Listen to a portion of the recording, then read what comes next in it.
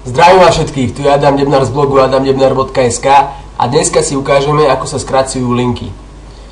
Určite všetci poznáte také dlhé škaredé linky, ktoré vyzerajú otrasne, keď ich dávate nejakému svojmu priateľovi cez Facebook alebo cez Skype, zdieľate nejaký link dlhý, proste nevyzerá to pekne. A povedzme, že ho chcete niekomu napísať na papier. Máte nejakú adresu a čo s tým? Ako mu napíšete nejaký dlhý, obrovský link. A práve preto sú tu služby, ktoré sú tu na skracovanie linkov a dneska sa na ne pozrieme. Tak, pozrajme. Tak, ukážem vám dve služby, s ktorými tento link môžete skrátiť. Najskôr sa pozrieme na službu tinyurl.com.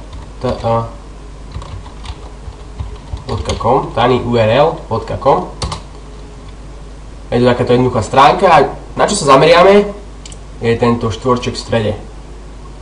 Sem vložíme škaredý link. Čo je to škaredý link? Mám tu jeden taký pre vás pripravený. Pozrite sa, aký je dlhý. Klikneme, skopírujeme. Hopsa. Vložíme ho sem a urobím ho krátky.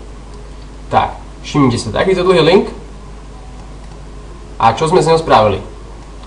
Je to podstatne o dosť kratšie. Môžeme si ho vyskúšať, či funguje. Klikneme. Bum, a sme na stránke, na ktorej sme chceli. A máme menší problém niekomu napísať takýto link ako takýto, ktorý je prakticky, teoreticky alebo aj prakticky nemôže napísať. Tak, toto je prvá služba, tinyurl. Ďalšiu službu, ak máte Google Chrome, tak si môžete spraviť extensions, ktorý môžete oveľa rýchlejšie tento link vytvoriť. Môžete ho hneď zdieľať, kopírovať. Takže pôjdeme, nájde si do Google Chrome Extensions. Klikneme a dajte si vyhľadať službu go.gl URL shortener. Sem kliknete a nainštalujete si ho. Vznikne vám takáto ikonka a hneď si ukážeme, ako to funguje. Ocitíme sa na stránke s dlhým linkom, klikneme na túto ikonku a automaticky nám vytvorilo link. Klikneme na copy a už môžete vkladať na Facebook alebo na Skype, kde len potrebujete. Klikneme vložiť, dáme Enter,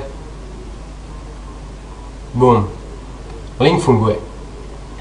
Tak, dúfam, že toto video je naučné pre vás, ja som rád, že ho pozeráte a ja ďakujem za pozeranie a teším sa na budúce.